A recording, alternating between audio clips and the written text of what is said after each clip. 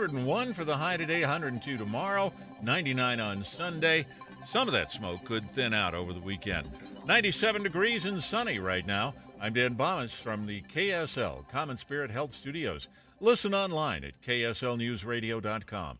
We're Utah's news, traffic, and weather station. Inside Sources. Inside Sources. America's voice of reason. Boyd Matheson On Utah's home for elevated conversation. Inside Sources on KSL News Radio. Well, yesterday we began the show with the announcement of the historic prisoner swap, of course bringing several American citizens home, some very high profile. And we were fortunate enough to have a good friend of the show and United States Ambassador to Turkey, Jeff Flake, called into the show just moments after wheels had left the ground there in Turkey, and got some of his insight in terms of how that all played out. And we want to continue to dig underneath the headlines of all of this because there's a lot of hard work and heavy lifting to pull off such a complicated 7-country effort in terms of this kind of diplomacy. And so rather than just the headlines of it all, let's get underneath and see what really happened to make it all happen. Let's begin. Think you know the news of the day? Think again with Boyd Matheson on KSL News Radio. Well, as we were talking yesterday with United States Ambassador to Turkey, Jeff Flake, who was there as it all took place and happened, he made mention of one thing that was really significant, talking about the work of President Biden, especially on days that were incredibly difficult for his political future.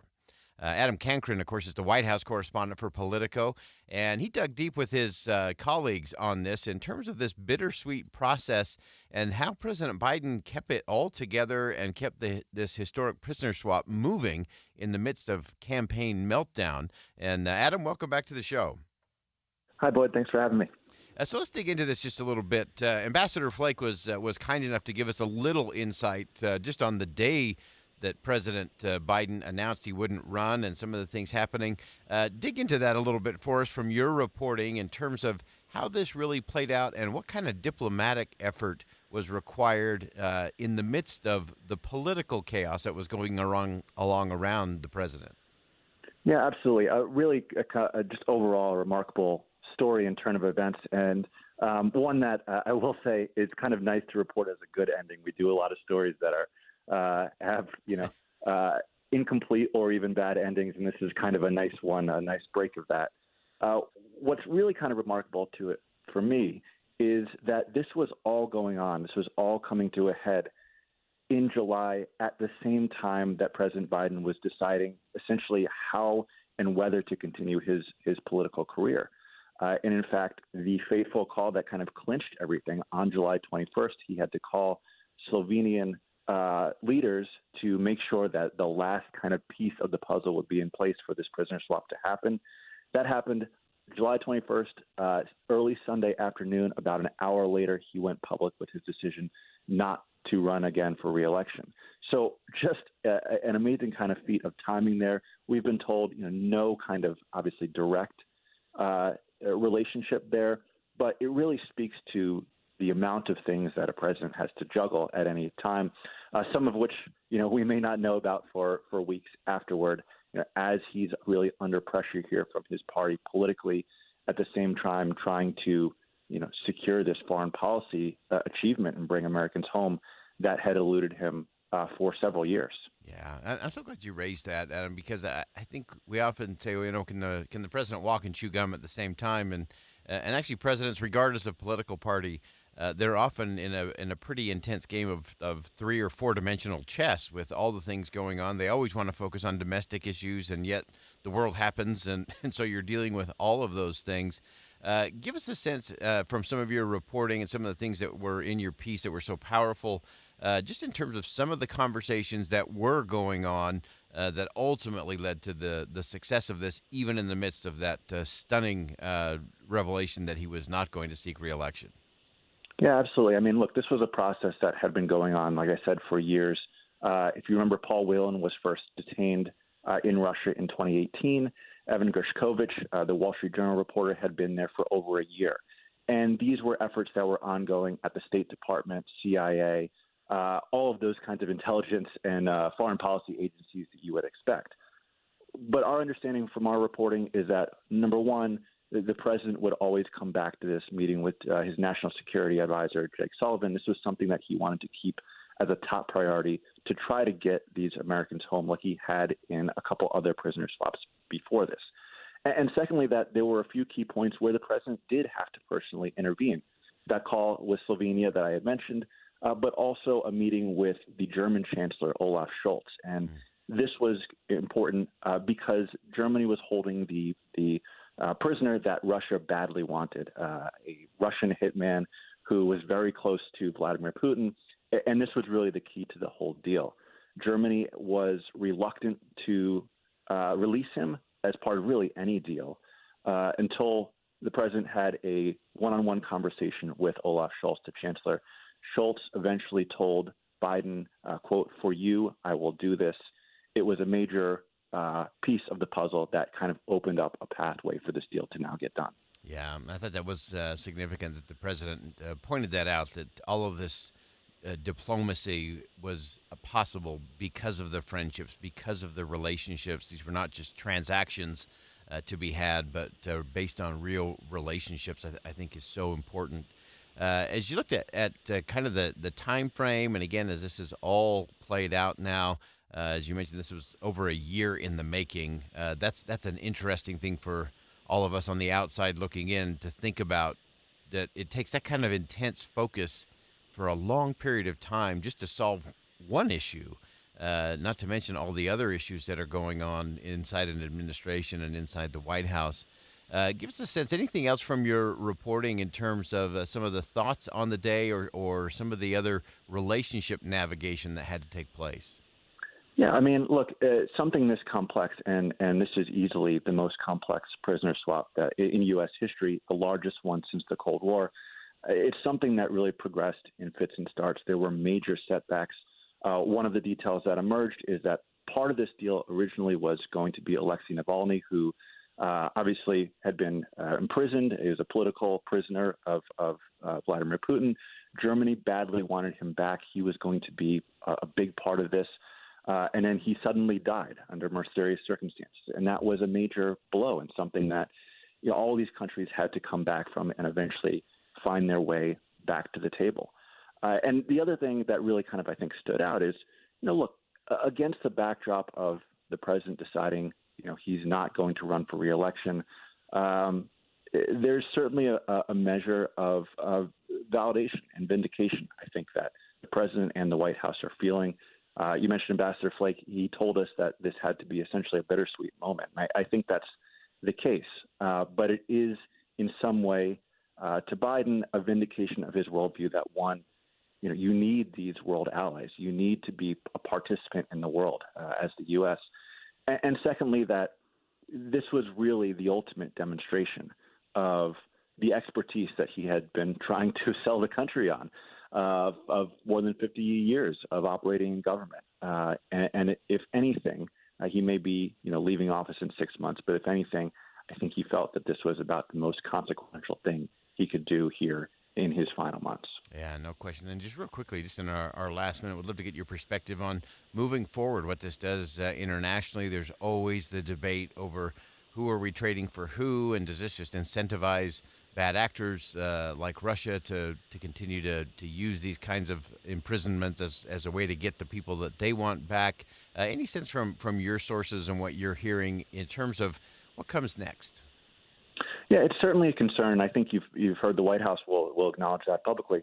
You don't want to create these incentives for so-called abductor states to now be, kidnapping or detaining American citizens with the idea that they can get something out of it.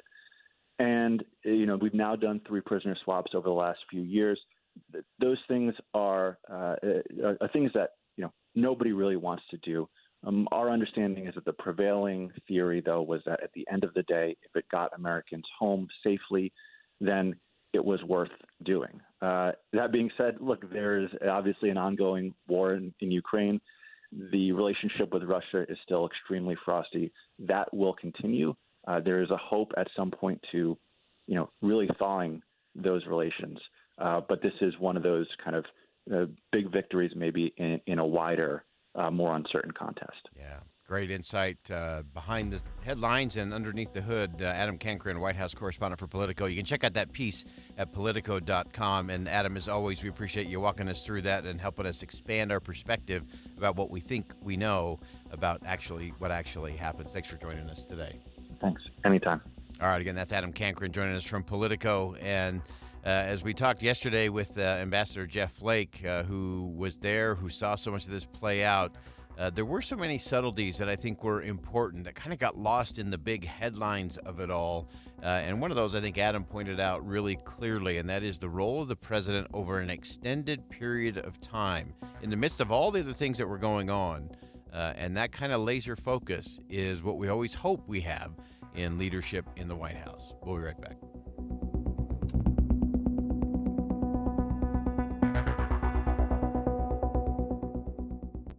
Think again On Inside Sources with Boyd Matheson.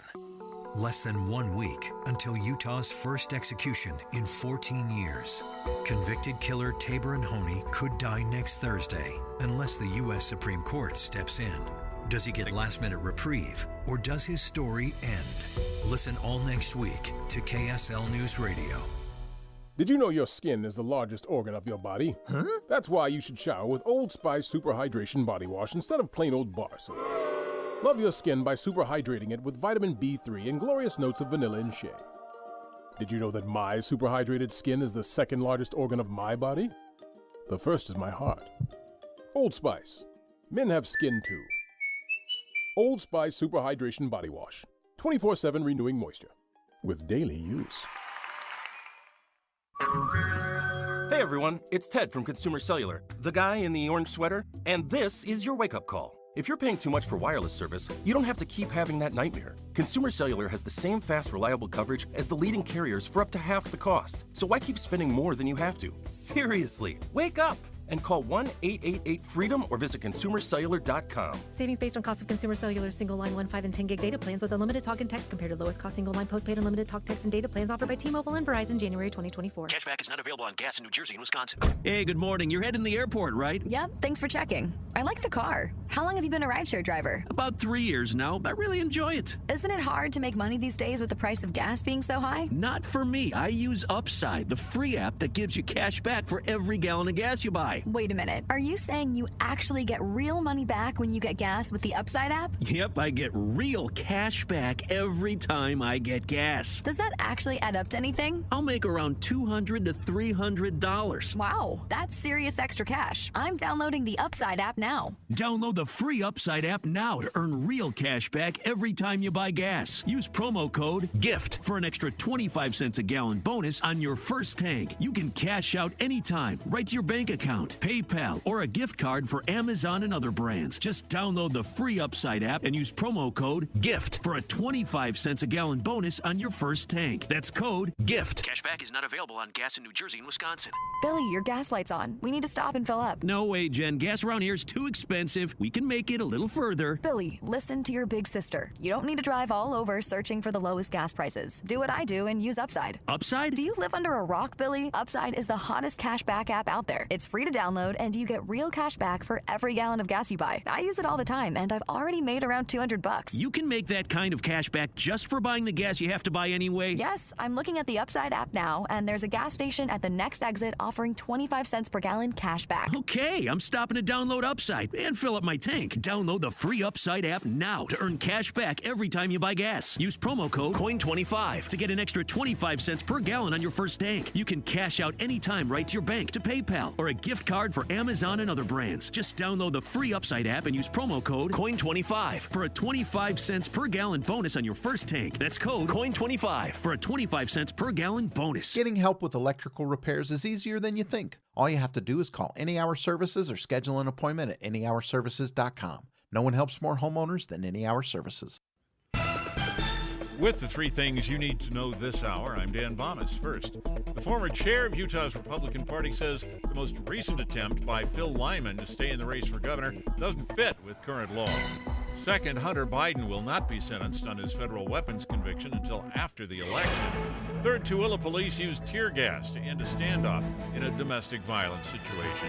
97 degrees and sunny in Salt Lake City. And back to Inside Sources on KSL News Radio. Get deeper insights on the news from Inside Sources. Polarizing rhetoric can often muddy the waters in our political discourse, distract us from the centering principles that keep us in the right frame of mind, that lead to the right kind of solutions that will actually solve the problems, not the political problems, but the policy problems, which is where the issues should stay. Immigration, of course, is one of those big political issues that rarely gets the policy conversation that it should. And as we roll into the 2024 presidential election, this is going to be front and center for the next 95 days. So we want to get underneath the hood of all of that, get past the clatter and the clamor of it all, and look at the debate beyond the headlines. So let's look at immigration from a slightly different perspective. We're going to talk about it in the context of legal immigration. This is one of those fascinating things. We had a conversation not too long ago with our friend Scott Rasmussen, who's done some very interesting counter-polling. And when you get to the counter-polling, where you ask the questions a little bit different that reflect a little more the voice of the American people, you get some different answers. And amazingly, the vast majority of Americans think that legal immigration is very, very good for the country, and illegal immigration is bad for the country. So it's about that possibility of legal immigration that we want to center our conversation. Really pleased to have joining us today Walker Wright, manager of academic programs at the American Enterprise Institute. Had a great piece at Deseret.com talking about how immigrants actually strengthen the American economy based on the research, the facts, and the data. And Walker, welcome to the show. Thank you. Thanks for having me. Appreciate it. So let's dive into this. Obviously, there's far more rhetoric than there is real stuff when it comes to conversations around immigration, border security. But I love your approach to all of this in terms of immigration itself. So just start with the baseline in terms of immigrants coming into the country legally. What does that look like now compared to historically? Where are we? Once again, thank you for having me. But immigration has certainly been increasing over the years. Something that I think anyone who's just slightly paying attention, to their own lives has noticed.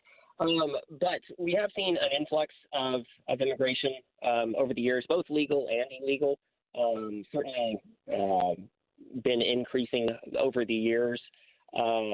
It's one of those things where when people look at the numbers, they're kind of like it kind of freaks them out. But for me, it's not something we should really be concerned about, especially when we talk about falling birth rates and whatnot. But it's certainly been increasing over the decades.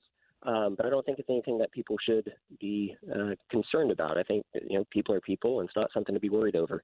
Yeah, and I think as we look at it in the context of legal immigration, those who are coming here legally, they're following the rules, they're going through the process, even a process that is very broken. Give us a sense in terms of the positive impact of legal immigration on what's happening in the country.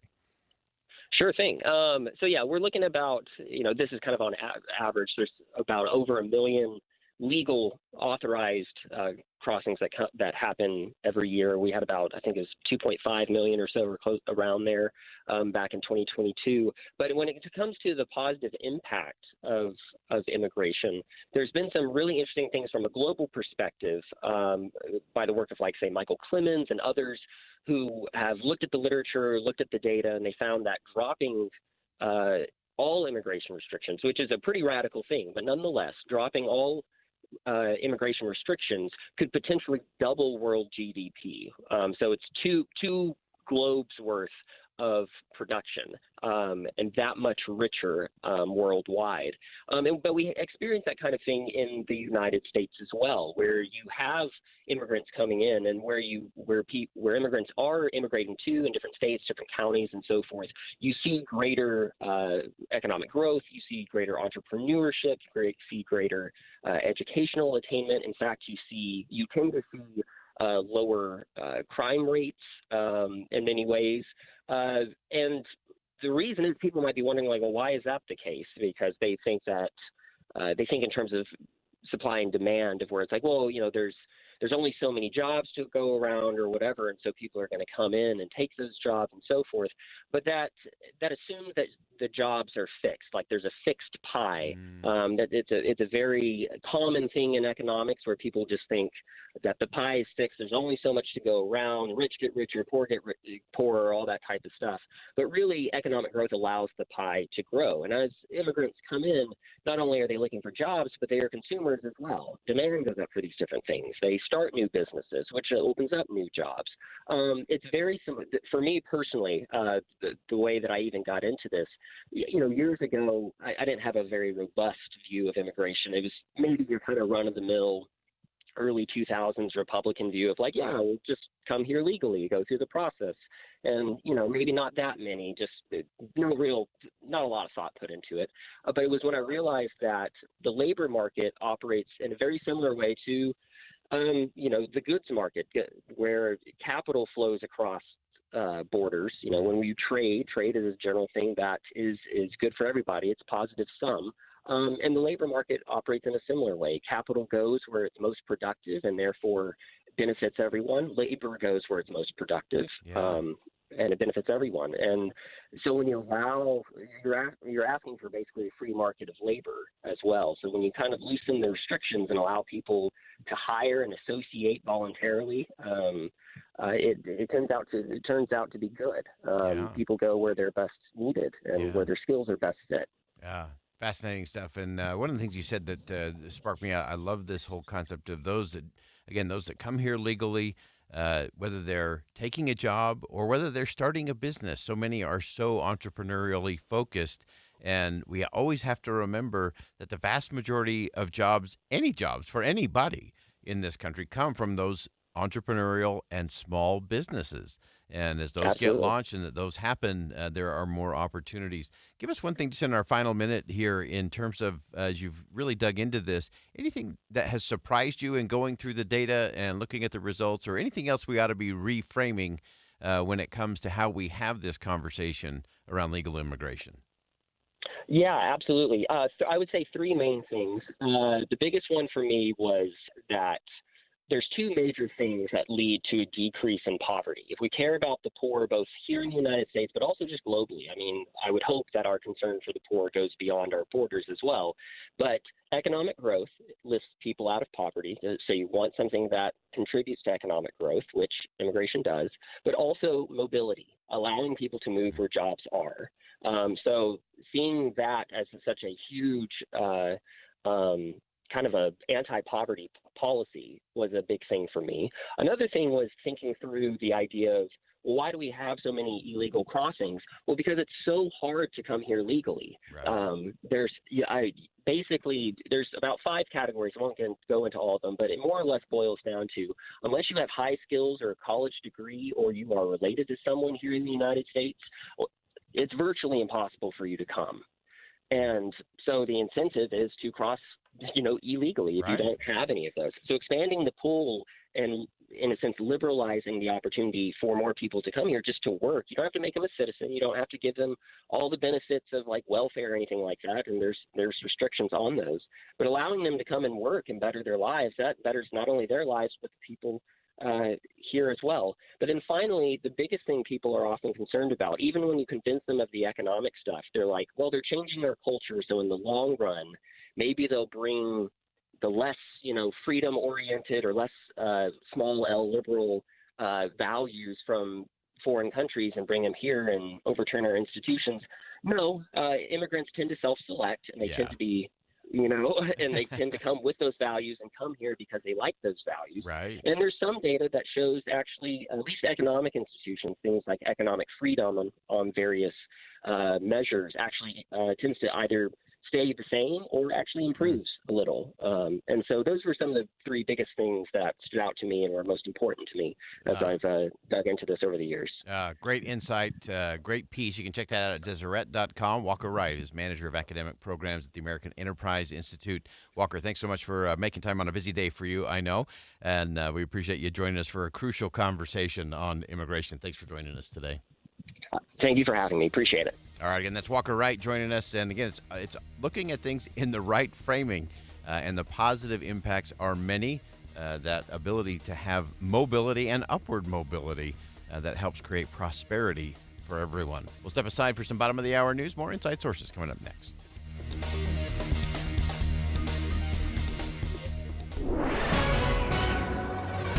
It's 1:30 at KSL News Radio. I'm Dan Bomas. KSL's top story this hour.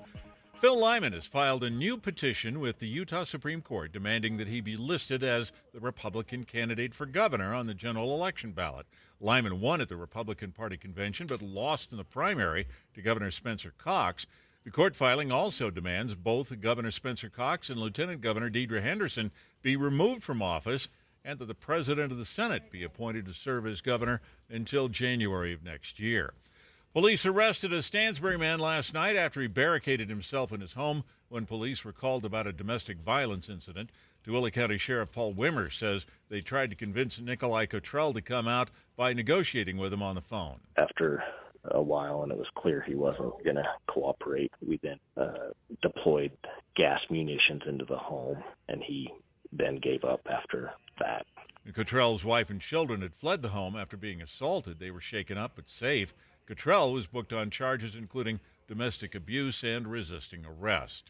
Our top national story this hour from ABC News. Vice President Kamala Harris has secured enough party convention delegates to win the nomination for president now. It comes one day after the virtual roll call began with Democratic delegates. We'll know who her official running mate will be by Tuesday next week. Your money at this moment, the Dow Jones average down 682 points on the day right now. The NASDAQ down 422 points. And our KSL weather, looks like the smoke going to hang around while the weekend gets hot. That's next. KSL News Time, 1:31. News doesn't just mean information or dates. It's the story of our local history being told in real time. Be a part of the story. This is Tim Hughes and Amanda Dixon. We hope to be a part of your story. We have you covered on KSL News Radio. So the body knows that it needs to heal itself, but it doesn't know how to concentrate it and target it into just one area. So that's where we come in. By we, Dr. Ashley Caravelli means the nation's leader in regenerative medicine, QC Kinetics. We put in those treatments, then it sends out like little signalers to your body. We're able to make the body focus on the areas that need the most healing. QC Kinetics has gathered brilliant medical minds like Dr. Caravelli and Dr. Mitchell Shinecup, a pioneer in the field of regenerative medicine, to lead the way in these innovative pain treatments. So at QC Kinetics, we have a whole team working nationwide with cutting-edge research to reach our patients and treat them and know that surgery is no longer their only option. The consultation is free. Find out if you're a candidate. Call QC Kinetics today. Call QC Kinetics, 385-766-1987. That's 385-766-1987. 385-766-1987. That precious cool air inside your house shouldn't be seeping out through old drafty windows, but if it does, get stylish new windows and frames at factory direct pricing from Advanced Window Products. This is Jeff Caplan. Advanced Window Products has been building windows here in Salt Lake City for 38 years, but even if you don't need windows, they can give your interior a fresh new look with blinds, shades, and shutters from Graber. They offer custom crafted window treatments featuring the trendiest designs, premium materials, and quality without compromise. Advanced Windows offers start-to-finish service with shorter lead times so you get your custom blinds, shades, and shutters sooner. Call them for a free in-home consultation with their designers. It's a no-pressure experience, and if you need new windows, $2,500 off on 10 windows or more. Or if you need window treatments, it's Advanced Window Products, 801-850-9100. That's 801-850-9100, or go to AdvancedWindowsUSA.com. Tim Hughes back with Greg and Mike at Replenish Landscape Garden Products. It's that hot time of year, but it also is the time of year when you and your family may be getting together, or you've got a family reception in the backyard. And Greg, they want it to look good, and you have lots of ways to help. I could tell you to spruce up your yard with the top dressing of Replenish compost will do wonders. Your neighbors and your family will be jealous. And Mike, rather than struggling to keep some of those grassy areas green, maybe it's the perfect time now to remove that grass and use some of the great materials you have to make that spot even better. You can do that, and that'll help on your water bill as well by putting some bark down or some rock down and getting rid of some of those grassy areas. And Greg, you actually will deliver all of those products. We deliver in bag, super big bag, which is the cubic yard bag, or in bulk. Bring your trucks, bring your trailers to Replenish Landscape Garden Products in Murray at 4660 South 200 West. Give them a call at 801-262-5142 or find them online at replenishcompost.com. Replenish is good stuff. Traffic and weather together, brought to you by Sinclair's DinoPay app. Save up to 20 cents per gallon. Here's Ricky Meese. We've had a little bit of busy traffic northbound I-15 from South Salt Lake to the 6 South exit. No real delays, though. Salt Lake City PD wrapping up an accident with the injuries. Mario Capecchi Drive at 4th South and one at 2nd South and 500 West. Ricky Meese in the KSL Traffic Center. Smoky sunshine again today, a high around 101. Tomorrow, 102. 99 on Sunday. Some of the smoke could thin out during the weekend. And right now, 97 degrees with sunshine. I'm Dan Bomas from the KSL Common Spirit Health Studios. Listen online at kslnewsradio.com. We're Utah's news, traffic, and weather station. Inside Sources. Inside Sources. America's voice of reason. Boyd Matheson. On Utah's home for elevated conversation. Inside Sources on KSL News Radio. Inside Sources. An inside look at 2024 presidential politics. Well, it's that time of the week. Every Friday, we take an Inside Sources inside look at presidential politics. The election season is not slowing down in any way, shape, or form. In fact, we have 95 days to go, and it's only going to accelerate and speed up as we make our way towards the first Tuesday of November. Now, we've had a lot of changes, a lot of dynamics, a lot of moving pieces and parts, and things that are all going to be scrutinized over the days, weeks, and 95 days ahead. We still don't know all the answers to a host of things, from the attempted assassination of former President Trump. We're also following very closely a lot of the activities around a vice presidential nominee on the Democratic side. We spoke this week to the Libertarian candidate for president, as well as taking a insider's look in terms of what happens next for Robert F. Kennedy Jr. In light of the Vice President Harris assuming the mantle of the Democratic Party, and how that dynamic has started to shift a little bit as well. So let's break it all down a little bit at a time. We're going to do this for the next two segments of the show up until the top of the hour. And let's start with where the news was really made today, and that was that Vice President Harris officially accepted the nomination to be the Democratic nominee. She was on a phone call with the delegates. Take a listen. Of course, I will officially accept your nomination next week, but already I'm happy to know that we have enough delegates to secure the nomination. And later this month, we will gather in Chicago, united as one party, where we're going to have an opportunity to celebrate this historic moment together. So here's the bottom line. I say to all the friends on the call, we are going to win this election, and it is going to take all of us. So that's the vice president today officially accepting the nomination from the delegates, that she has enough delegates to secure the nomination. And again, part of this is a little bit out of order and a little bit odd in terms of how the Democrats are executing this, totally within their rules. So nothing nefarious going on at all. Just a way to ensure that they don't have chaos on television in prime time when they do convene in Chicago coming up later this month. And so they had actually anticipated doing this and had cleared the way by adapting the rules. They had actually done this earlier because they were worried about what might happen, a challenge that might occur to President Biden as the nominee. And they, again, didn't want the optics of the chaos on the floor, in prime time, being covered by all the news networks and the cable channels. And so this was something that the Democratic Party had already put in place. So they were prepared for this. It just so happened that it also paved the way and smoothed the way a little bit for Vice President Harris to avoid some of the drama that can take place in conventions when crazy things are known to happen in terms of how things play out, how rules are challenged, and so on. So that's an important day for Vice President Harris, and her campaign bolts in one more piece of the puzzle there. And it also causes everyone to shift the attention even sharper to who will be her running mate.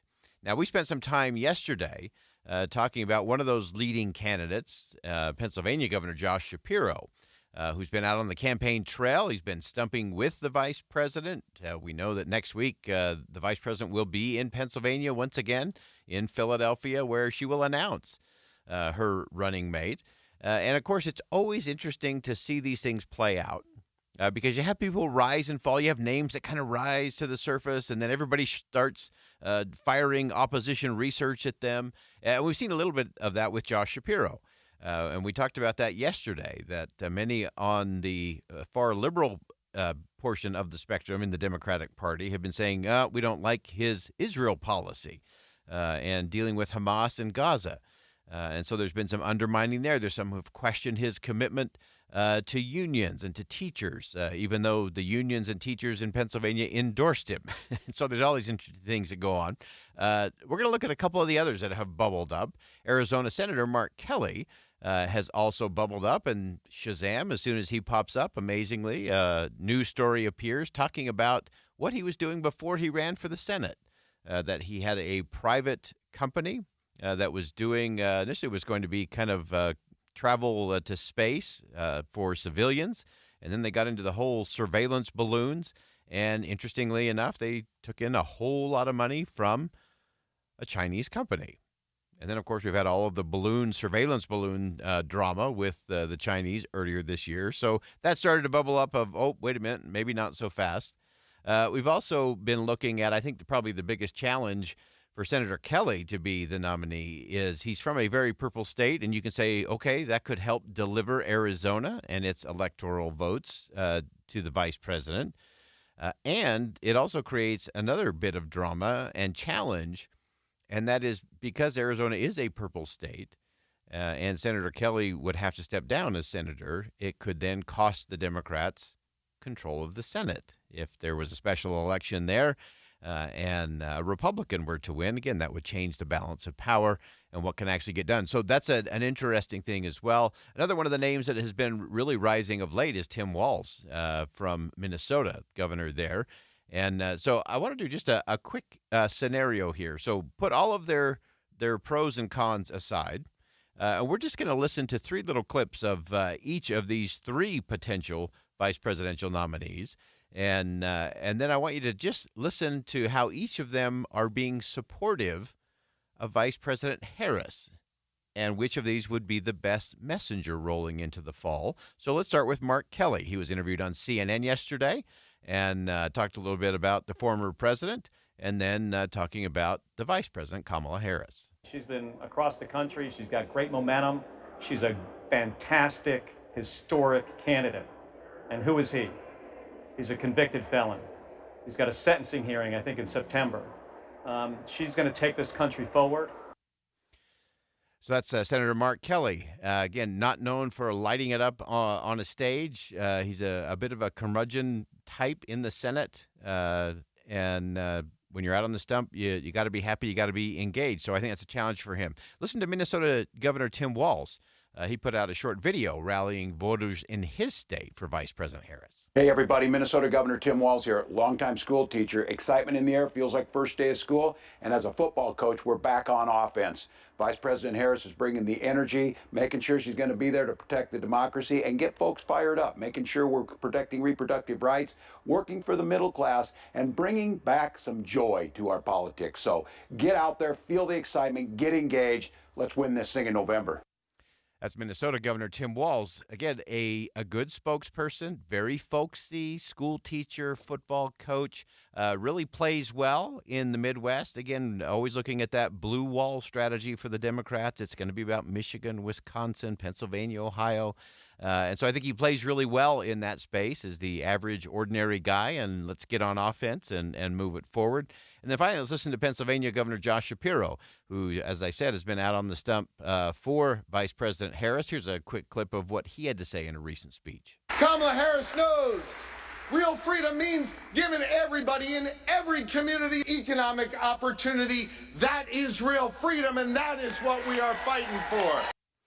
That's Governor Shapiro. So gives you kind of a interesting pick your flavor in terms of your vice presidential candidate. Of course, there's still a couple of others that are out there, although I think they're tend to be fading just a little bit. Of course, Transportation Secretary Pete Buttigieg is always thought of, he would be great, and I think it would be a challenge for him to do it. I think he's also keeping his eye on 2028 and beyond, so I don't think he quite fits into that space.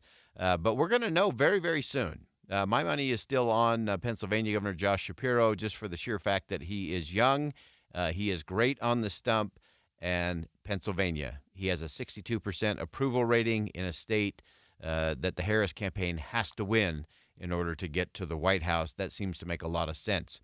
All right, we're going to stay with the conversation here as we do our Inside Sources Inside look at presidential politics. When we come back, we'll look at some of the other aspects of the campaign, what's happening, what is getting ramped up messaging-wise as we roll into Labor Day and the first Tuesday of November. We'll be right back.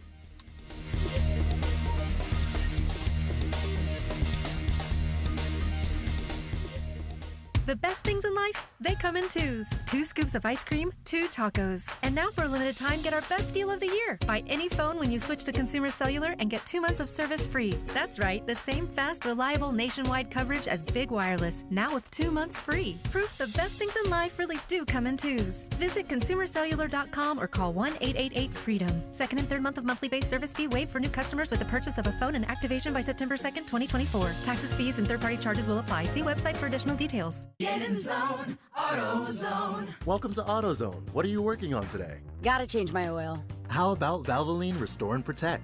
It restores and protects your engine to run like new. Get in zone. It restores your engine to, like, factory clean? And protects. Get in zone. So Valvoline Restore and Protect restores and protects. Now you can get 5 quarts with an STP Extended Life oil filter for $37.99. Get in zone, AutoZone. Restrictions apply. KSL offers the best daily newsletter in the state. It's the 3 things you need to know.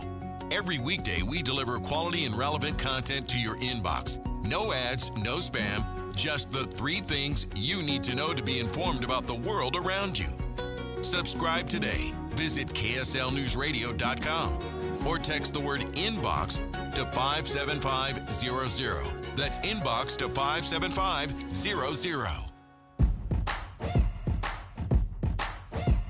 Gear up for the hunting season with the Shields Hunting Sale event starting now through August 4th. Now's the time to save up to 40% on your favorite archery gear, camo from First Light, optics from Vortex and Leupold, and so much more. Visit Shields in-store and talk with an expert to get everything you need to tag out this season. Or shop our full selection online at shields.com. Get prepared and save now through August 4th at Shields or shields.com.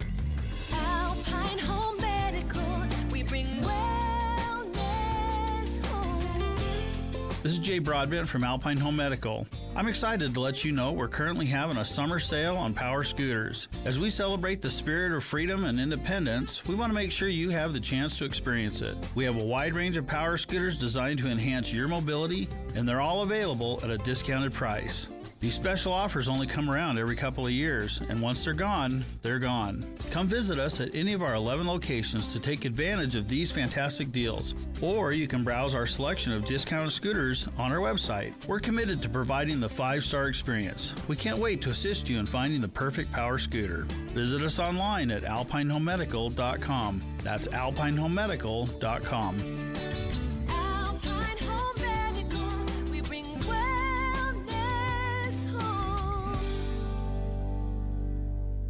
Let's face it, nothing makes you look older than you really are than thinning hair. But what if you could not only increase your hair count, but promote new hair growth without surgery, without drugs with potential side effects, and without a prescription from your doctor? Well, now you can, thanks to a breakthrough new supplement called Hair Grow, provided by New Nordic, the #1 supplier of dietary supplements in Europe. Hair Grow is now available in the U.S. Only Hair Grow contains Tokogaya, a powerful antioxidant that has received a U.S. patent.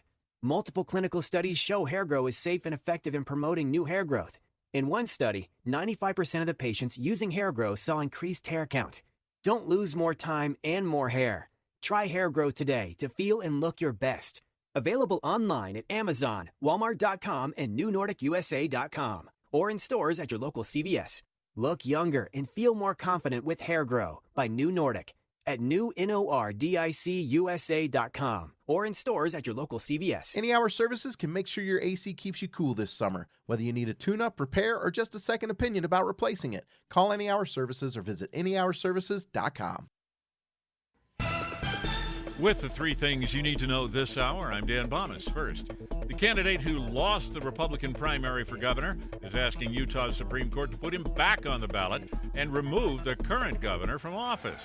Second, there's no longer any doubt who the Democratic candidate for president will be.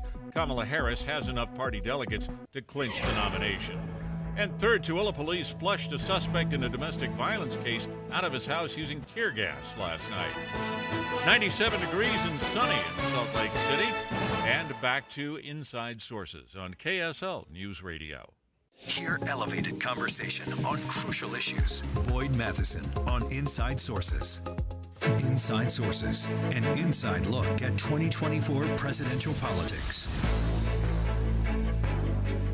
Welcome back to Inside Sources. We're staying with the conversation. We're doing an extended version of our Inside Sources inside look at presidential politics because there was just so much going on this week. And we were able to have a lot of the conversations around that I think were pretty significant as we moved through the week. We've talked a lot about what has been going on with Vice President Harris.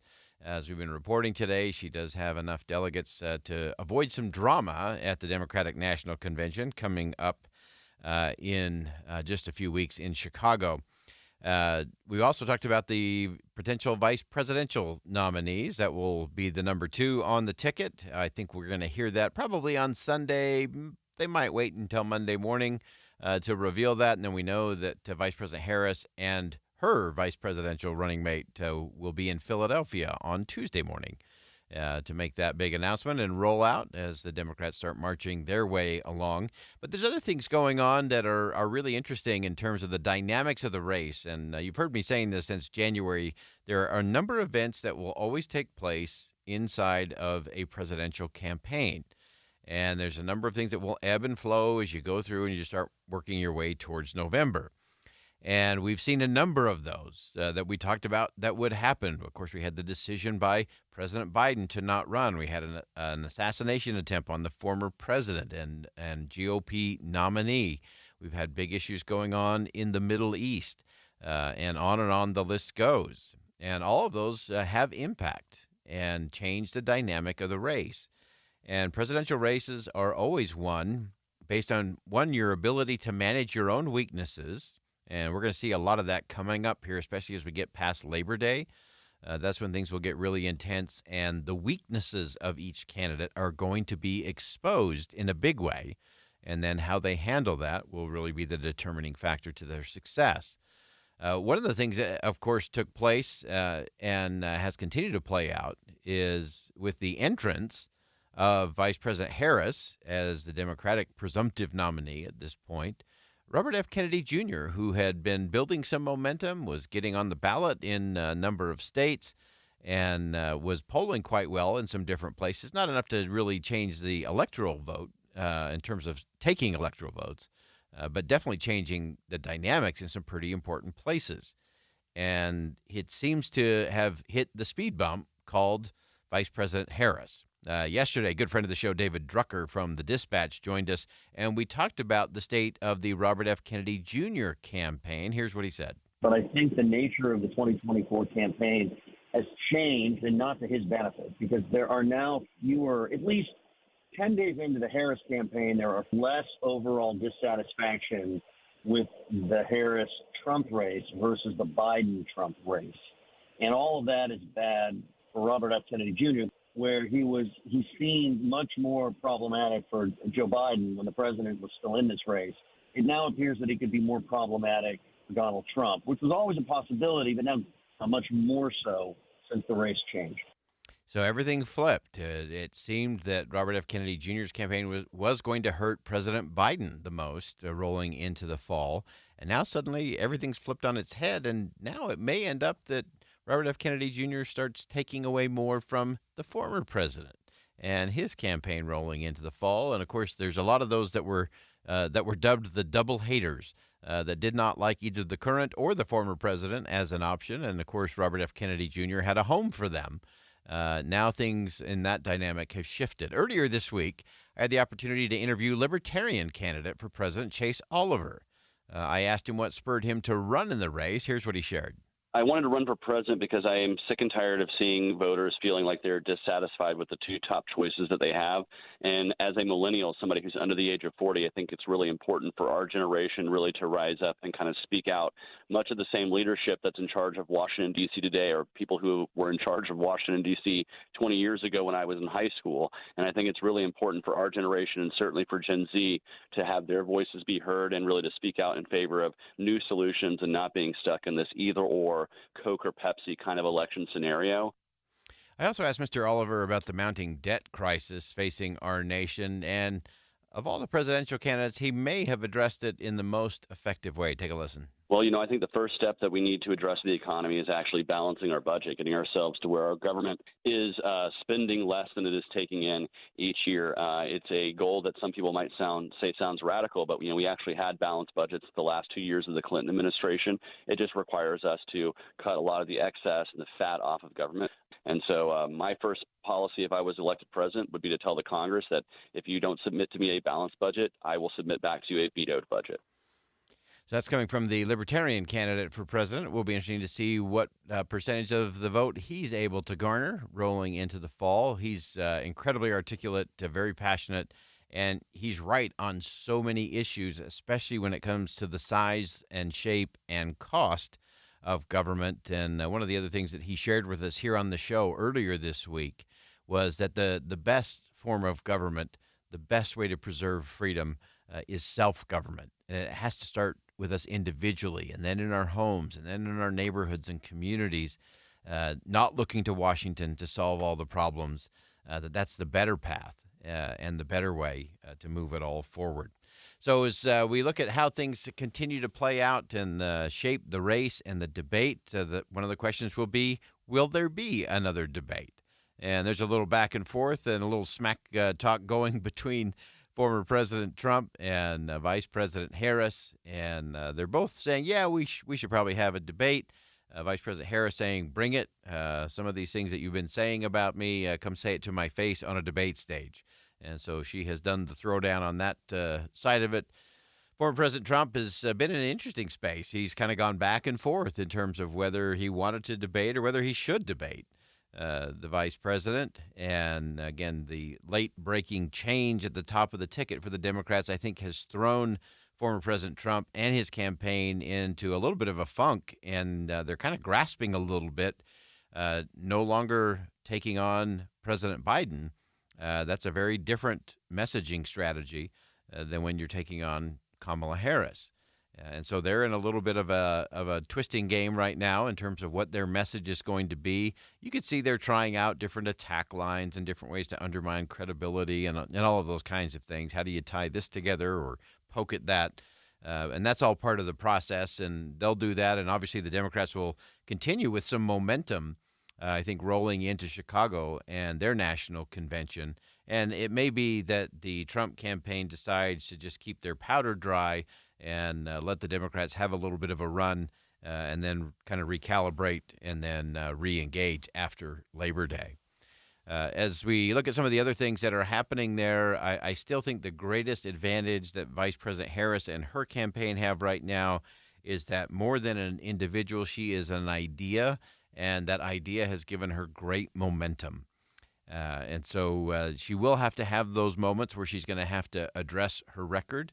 And that will come up, and will she be able to navigate that better than she did when she was a presidential candidate back in 2020?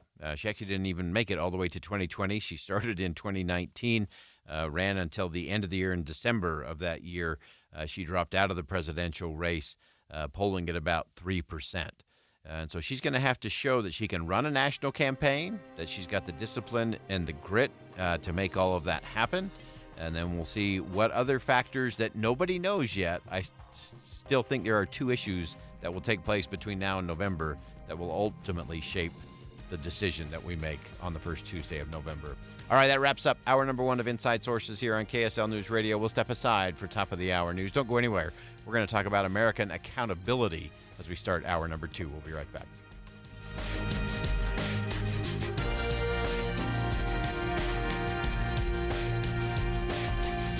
KSL FM Midvale. KSL Salt Lake City. From the KSL Common Spirit Health Studios, this is KSL News Radio.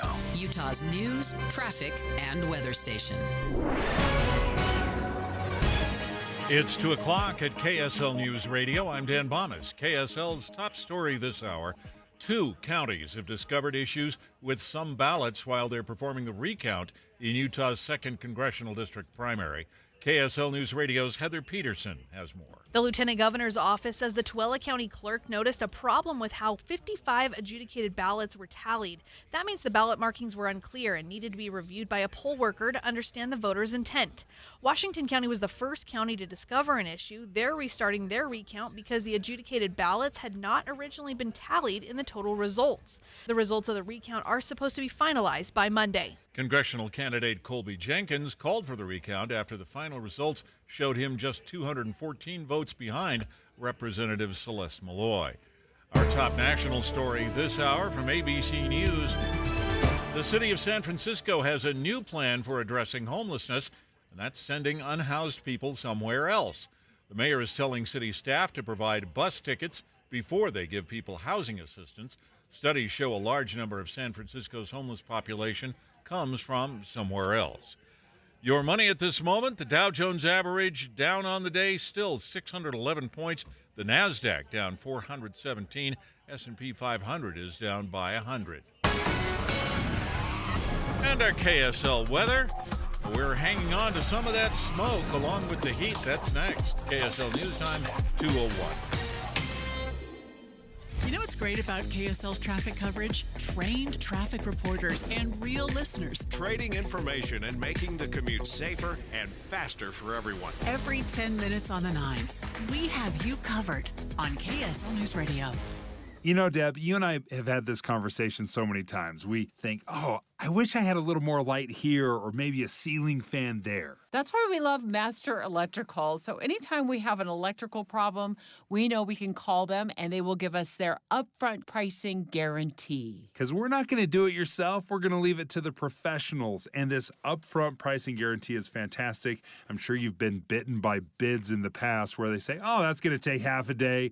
And then 2 weeks later, the bid and the invoice have nothing to do with each other. Not only will you get their upfront pricing guarantee, but you will never see an upcharge. Their pricing system simply won't allow it. Master Electrical proudly serves from Logan to Santaquin. They do everything that has to do with electrical, and they're always open, including for emergency services. The phone number to call is 801-543-2222. 801-543-2222, or check them out online at masterelectrical.com. Be advised, this is your opportunity to save up to 40 to 80% on a hot tub or swim spa this weekend only, today through Sunday. Utah State Fair Park. Be advised, this is your opportunity to save up to 40 to 80% on a hot tub or swim spa this weekend only, today through Sunday. Utah State Fair Park. 18-month interest-free financing. Our factories have demanded we sell 1,000 hot tubs and swim spas this weekend. Utah State Fair Park. Huge factory incentives, factory rebates, this weekend only. Utah State Fair Park. We can remove your old hot tub. Free delivery of your new hot tub. Hot tub starting at $2,999. Utah State Fair Park. Free delivery of your new hot tub. Just relax and enjoy. Utah State Fair Park. Today, 2 p.m. to 8 p.m. Saturday, 10 a.m. to 8 p.m. Sunday, 10 a.m. to 6 p.m. Free admission, free parking, free delivery. Utah State Fair Park. Call 833-SPA-SALE or visit hottubandSwimSpaSale.com. Make the most of your summer plans with triple rewards from Cyprus Credit Union. This July and August, use your Cyprus Rewards Visa card to earn triple points for every dollar you spend on gas and travel. That's triple the points for hotels, flights, at the gas pump, and more. This offer lasts from now through August only, so make the most of your Cyprus Rewards Visa or apply today at cypruscu.com. Cyprus Credit Union. Your future is our future. Equal Opportunity Lender. Traffic and weather together, brought to you by Sinclair's DinoPay app. Save up to 20 cents per gallon. Here's Ricky Meese. Scanners have called out a rollover crash in Parley's Canyon on I-80. It's somewhere between the Mountaindale area and Lambs Canyon, and I haven't been able to find it in the canyon yet. Just be prepared for a little bit of slowing. Then in the valley, an accident on I-80. This is going westbound on the State Street on-ramp. It is over to the right. Ricky Meese in the KSL Traffic Center. We have smoke and we have sunshine with a high around 101 today, tomorrow 102, 99 on Sunday, and some of this wildfire smoke could thin out during the weekend. Right now, 97 degrees with sunshine. I'm Dan Bomas from the KSL Common Spirit Health Studios. Listen online at kslnewsradio.com. We're Utah's news, traffic, and weather station. Inside Sources. Inside Sources. America's voice of reason. Boyd Matheson on Utah's home for elevated conversation. Inside Sources on KSL News Radio.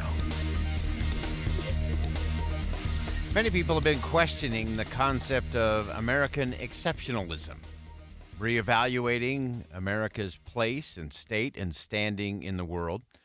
A lot of complex challenges domestically and on the global stage, and many have wondered out loud, how do we recapture that spirit of excellence that once defined American success?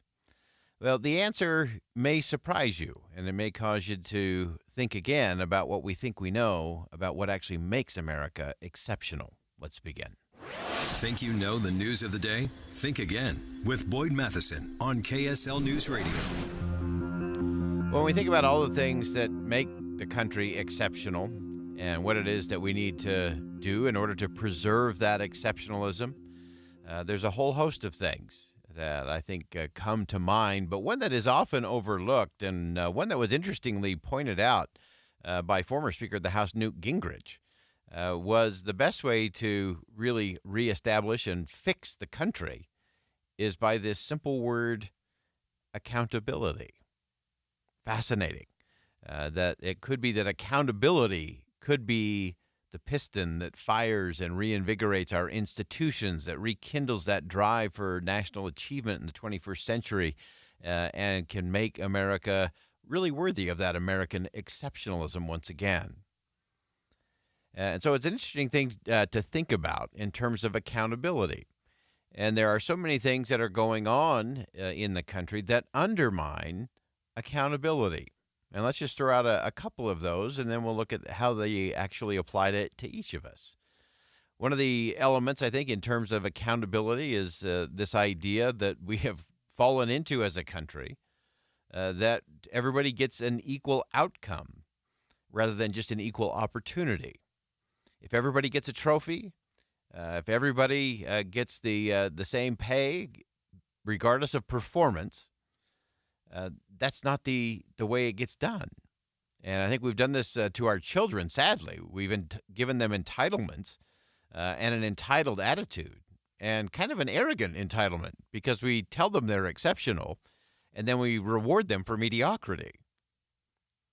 Now, I'm all for praise. I am all for validation. I am all for celebrating effort and improvement. But when we start to celebrate and validate and reward mediocrity as opposed to exceptionalism, guess what we're going to get? People who are no longer accountable. And if our kids are no longer accountable, it's not going to happen. Now, look at some of the things that have been happening in the battle, both policy and by executive order, relating to some accountability around higher education and student debt. The accountability of you took out a loan for something, you said you would be responsible to pay it, and then government saying we're just going to wipe it all away is one of those things that is not in the accountability meter. And I think there are plenty of ways to provide for exceptions and extreme circumstances and unfortunate happenings. All of those things are built in the system. But we have to have an honest system where we can be accountable. I actually remember at one point in my career, I was managing a team that I did not assemble myself, but I inherited.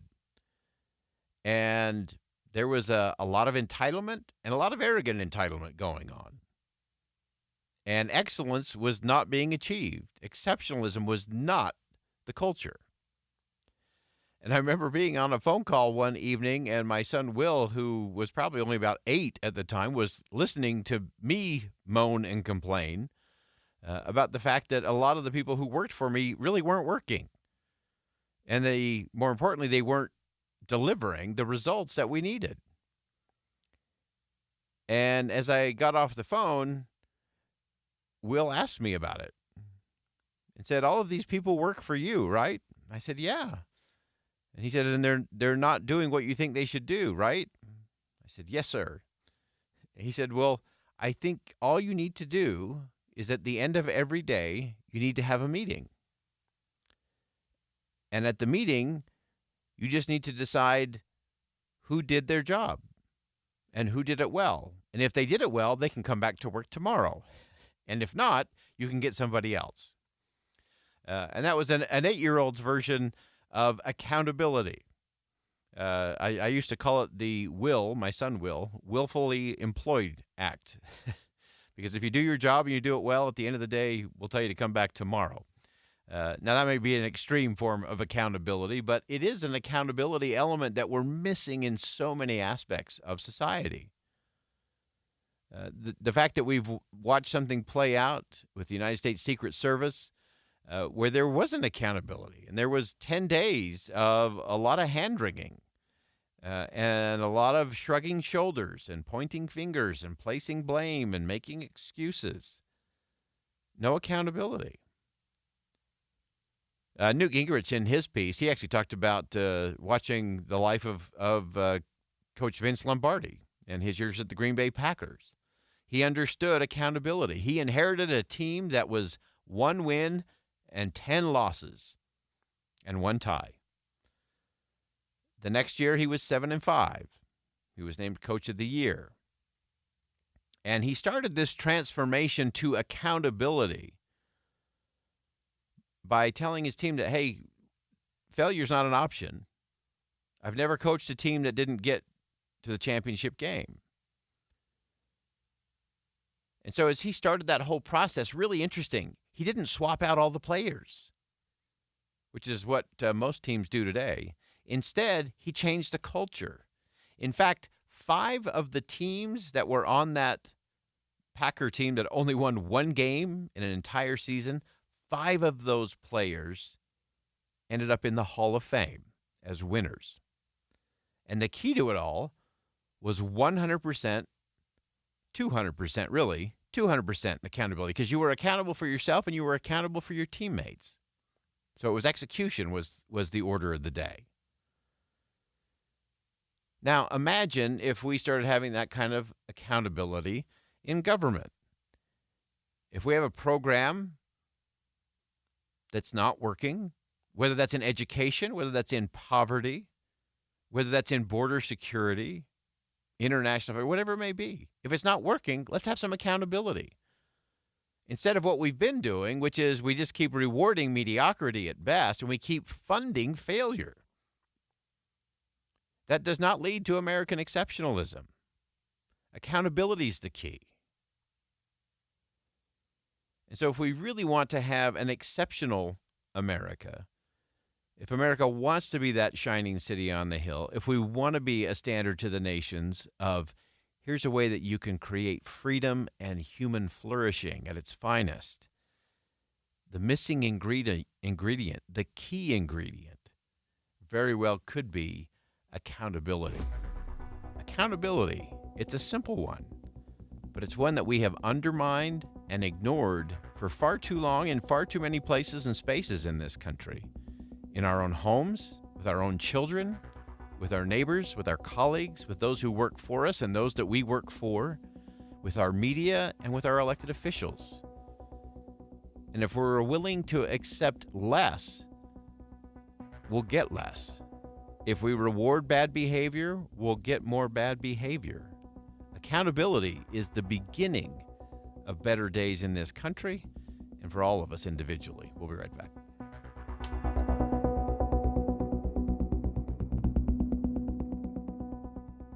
Think again on Inside Sources with Boyd Matheson. Don't let this happen to you. The place not to be is I-15. Too late for that. I am stuck in this mess now. Before you hit the road, check the road. Ricky, it's been kind of a nightmare this afternoon. It's been awful. Stop and go to Okay, yeah. I'll just pull off and get a hotel for the night. Own the road, or it will own you. Grasshopper. Traffic and weather together every 10 minutes on the nines, every morning and afternoon on KSL News Radio. High five. Up top. Heck yeah! Dave's company just got the first ever 5-year price lock guarantee from Comcast Business. Yeah, 5 years! It's 5 years of gig speed internet. High five for gig speed. 5 years of advanced security. Security win. And 5 years of a great rate that won't change. Our rate ain't changing. All from the company with 99.9% network reliability. There it is. He hasn't given this many high fives since Deborah brought in her famous banana bread. Woohoo! Now he's got savings. I'm so excited. Yep. Dave's feeling it, but it's only for a limited time, so don't wait. Switch today and ask how to get the first ever 5-year price lock guarantee from Comcast Business. Powering 5 years of savings, powering possibilities. Comcast Business. And it's hurting, but I am not stopping. Woo! Ends 8/21/24. Guaranteed rate applies to monthly service charge for new customers on qualifying internet bundle, excluding taxes and fees. Other restrictions apply. Get in zone, AutoZone. Welcome to AutoZone. What are you working on today? Gotta change my oil. How about Valvoline Restore and Protect? It restores and protects your engine to run like new. Get in zone. It restores your engine to, like, factory clean? And protects. Get in zone. So Valvoline Restore and Protect restores and protects. Now you can get 5 quarts with an STP Extended Life Oil Filter for $37.99. Get in zone, AutoZone. Restrictions apply. At Lowe's, save big every day. Right now, get a free pneumatic nailer when you buy a pallet of Metabo HPT nails. Plus, save an extra 5% every day on eligible purchases when you use your Lowe's Business Credit Card. Because Lowe's knows savings. Lowe's knows pros. Selection varies by location while supplies last. Discount taken at time of purchase. See sales associate for details. 5% offer subject to credit approval. Exclusions and terms apply. See store lowes.com/credit for details. Getting help with plumbing repairs is easier than you think. All you have to do is call Any Hour Services or schedule an appointment at anyhourservices.com. No one helps more homeowners than Any Hour Services. Victor deployed for the first time to Afghanistan in 2003. At 4 in the morning, my phone rang. They said, "I regret to inform you that your husband was wounded in action." Victor sustained a moderate traumatic brain injury. I was doing school full-time, and I was also then caring for Victor. One of the most important elements of caregiving is taking care of yourself. I just didn't want to forget that I also had goals and that I also had a life. What I did is I challenged Victor to meet me halfway. There are almost 6 million military and veteran caregivers across the nation. We have our own journey, and we can fulfill that journey at the same time that we are helping our loved one. Visit aarp.org/caregiving for a free military veterans guide to navigate your caregiving journey and better care for your loved one and yourself. Brought to you by AARP and the Ad Council. Inside Sources with Boyd Matheson. Our goal every day on Inside Sources is to help you divide the rage from the reason, elevate the conversation, connect the dots, and make the news make sense in your world. We have conversations with great thinkers, with great leaders, and great people who are just out there making a difference in the world. Now, we do talk about politics, but only so we can discuss society and culture. And then we explore society and culture so we can discuss principles and the people in America and the state of Utah who actually live them and apply them every day. We bring the best and brightest minds to the state of Utah, and we love to take the Utah model and send it out to our nation's capital and beyond. Every day on Inside Sources, you'll be part of that conversation. To help you understand things in a different way, we'll get you to think again about what you think you know, but most important, we're going to help you have confidence to have crucial conversations in your community and in your own home. Join Inside Sources with Boyd Matheson 1 to 3 on KSL News Radio. With the three things you need to know this hour, I'm Dan Bomas. First, some problems have turned up in the ballots in the 2nd Congressional District primary. They were discovered during the recount in Tooele County. Second, San Francisco's mayor has a new solution for homelessness in her city, bus tickets to somewhere else. And third, the rank of captain is going away in the Salt Lake City Police Department. 97 degrees and sunny in Salt Lake City. And back to Inside Sources on KSL News Radio. Inside Sources. Inside Sources. America's voice of reason. Boyd Matheson on Utah's home for elevated conversation. Inside Sources on KSL News Radio. America's always been seen as a protector of democracy and freedom around the world. Is that still the case? It's fascinating to me that the current approach to international conflicts and challenges is underwhelming, suggesting a fundamental change in strategy is needed. America needs to make a more assertive stance in global affairs. We can't always be in ratchet down and appeasement mode. And we have to reprioritize winning rather than just surviving or maintaining the status quo. Because if we don't step up to the plate, there are others who are playing to win out there, and that puts the future of democracy on the world stage in great peril. Someone who has understood and dug into this for a long time and has a brilliant piece in The Hill. Mark Toth, of course, writes on national security and foreign policy for several media outlets. He and his tag team partner, Jonathan Sweet, penned a powerful piece in The Hill today talking about can democracies no longer win wars. And Mark, welcome back to the show. Boyd, great to be back. Thank you. So let's dig into this. This is something that has worried me. As like if we are constantly in de-escalation mode or status quo mode, we're playing not to lose. And there are people like Vladimir Putin and President Xi in China and those in Iran who are playing to win, and playing not to lose isn't going to cut it. No, Boyd is not. And that's something that's been frustrating John and myself for quite a long time, is we've tried to look at winning strategies. How does the U.S. Play a winning hand in places like Ukraine, the Mideast, even in the Sahel in Africa, and then ultimately, eventually, potentially in Taiwan as well, if China moves there, in terms of trying to retake the island. We just don't see a winning strategy. We see a lot of, when flare-ups happen, the administration will say, we're going to have, make sure our allies conduct proportionate responses. Please demonstrate restraint. But we'll be there. We'll help you defend yourselves as long as you can take. But the problem is we're asking our allies for their citizens to die. And increasingly, as John and I are noting, it just seems domestic U.S. policies are the reason we're asking that.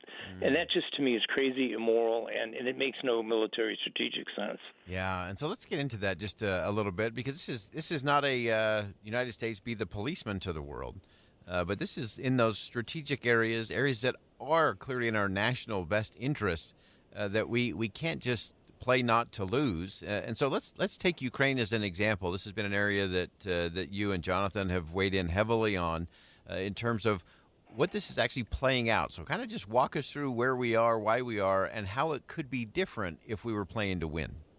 Right. Yeah, Boyd, it's a great question. And to be clear for listeners, John and I, our only guiding star is national security. We've tried to be honest brokers of national security. We don't look at it on a partisan basis. It's very apolitical. But since day one of the war, we've seen splits in U.S. domestic reaction to it. And unfortunately, that's translated to the battlefield. We've had this defend mentality since day one. And to his great credit, Biden stepped up and said, hey, okay, we're going to make sure that Ukraine survives. But we've not yet seen a winning strategy come out of it. And in Ukraine, for a lot of reasons. One, getting to fight along its interior lines. Two, being able to fight basically a war of attrition that goes to their favor in the sense that it's the Russians that have to throw troops into the meat grinder. But it's effectively come to a stalemate. And a lot of the reason that's happened is that Ukraine has not been able to enter into what we call combined arms warfare. The slow walking of weapons capabilities, the slow walking of munitions capabilities, all of that has led to, almost a designed war plan that is going to produce a status quo. and is producing the status quo and can only produce the status quo unless there's a change in policy. And yet we just don't see that. And that's, from our standpoint, we think a lot of domestic politics has to do with that, at least on the Republican side. The delays in funding were not helpful. But likewise, we don't see a willingness on the Democratic side to articulate a winning strategy. Some of that's escalation fears. Some of that's wanting to be able to go to the polls and saying, yeah, we're not at war anywhere. But the reality is we are at war. Our nation's enemies are attacking us, and they're attacking us through our allies. And that is such a crucial part of that equation as you look at that, especially as we take a view of things in Ukraine. So much of it is just 6 feet at a time, 6 inches at a time sometimes, and having the things that can actually help win, not just defend or maintain. You also put it in the piece, I think, something that's really important. So we've watched over the weekend, of course, what has been taking place in Venezuela. Describe to us where you think we are in that and how this is kind of indicative of this positioning we're starting to take as a nation. Yeah, it's unfortunate. For 25 years now, Venezuela has been under the control of dictators, first with Hugo Chavez, and then after his death now with Nicolas Maduro. And there was just an election there. All evidence points to, basically, Maduro got 27% of the vote, but he's claiming he got 51% and declared himself the winner.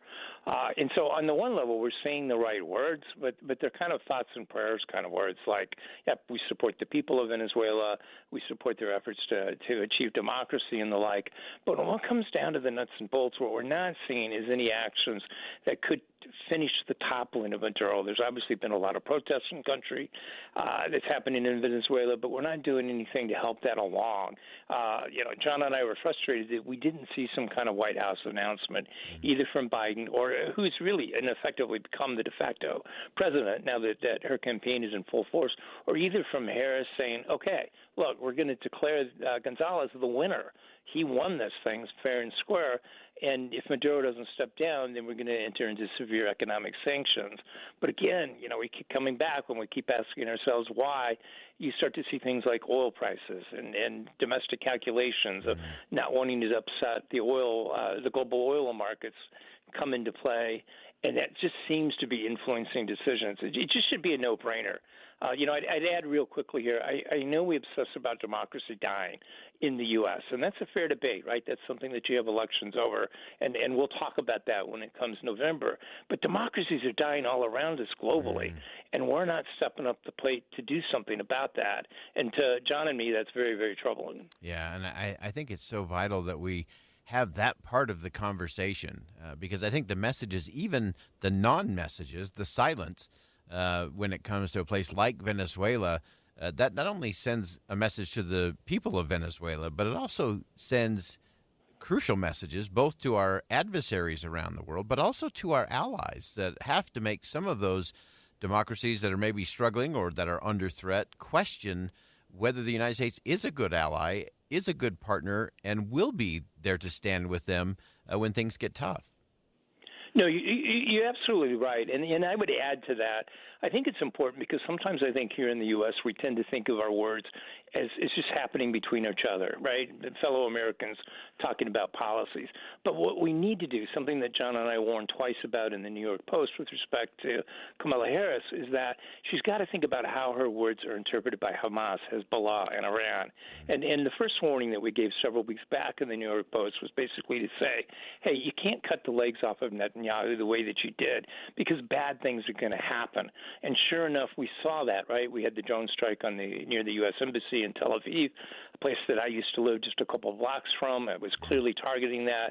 And then, roughly 8-9 days later, we had the attack on the Jewish village in northern Israel in the Golan Heights. And so words matter coming out of the White House and people that are perceived to be in power. And that's an equal opportunity thing. It crosses party lines. I'd say the same thing to Trump, to Vance, and others. Your words are being heard and they're being interpreted by our nation's foes about how best they can attack us with them. So just be careful because democracy is at risk. No question about it. That's what a crucial conversation sounds like, folks. As always, Mark Toth, thank you so much for joining us. Fantastic perspective. This is a crucial conversation we all need to lean into because it's not just things far away on the other side of the planet. These are things that impact us right here at home as well. Mark, thanks again for joining us. Always a pleasure, Boyd. Thank you for highlighting it. All right. Again, that's Mark Toth, writes on national security and foreign policy for a number of media outlets. He and his tag team partner, Jonathan Sweet, a great piece in The Hill. Check it out at thehill.com. Can democracies no longer win wars? An important conversation. We'll take a quick break. More Inside Sources coming up next.